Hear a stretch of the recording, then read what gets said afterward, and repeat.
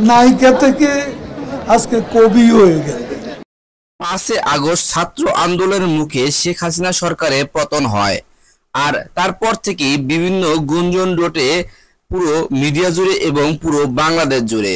অনেক দুর্নীতিবাজ নেতা এবং অনেক দুর্নীতিবাজ এমপিরা ধরা পড়ে আইনের আওতায় আনা হয়। তেমনি করে শোবিজ অঙ্গনেও কিছু কিছু নায়িকার অনেক তথ্য পাওয়া যাচ্ছে যে তারা নাকি অবৈধভাবে সম্পর্কে লিপ্ত ছিল এতদিন অনেক এমপিদের সাথে। তেমনি করে জাহানা মিতুর নামও এই তালিকায় উঠে এসেছে।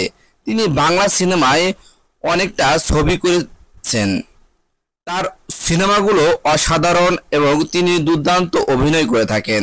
সম্প্রতি তাকে নিয়ে কিছু একটা গুঞ্জন উঠেছে যে তিনি নাকি ওবায়দুল কাদেরের সাথে সম্পর্কে লিপ্ত ছিলেন। তাকে ছাড়া নাকি ওবায়দুল কাদের সাহেব ঘুমাতেন না, এমন প্রশ্ন উঠেছে এখন পুরো মিডিয়া পাড়াতে। তার কীর্তিকলাপগুলো এখন ফাঁস হয়ে যাচ্ছে। তো আসলে একটা জিনিস খেয়াল করে দেখেন যে বর্তমানের যে নায়িকারা তারা কিন্তু এই আওয়ামী লীগের ছত্রছায়ায় অনেক অবৈধ কাজে লিপ্ত ছিল, তাদের এখন কুকীর্তিগুলো ফাঁস হচ্ছে।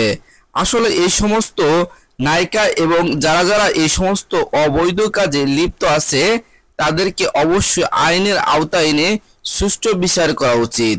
কেননা তারা এতদিন যাবৎ এই ক্ষমতার বলে অনেক অবৈধ কাজ করে চলেছেন, যার কারণে দেশের অরাজকতা সৃষ্টি এবং দেশটা একটা ক্ষতিগ্রস্ত মধ্যে পড়ে গেছে।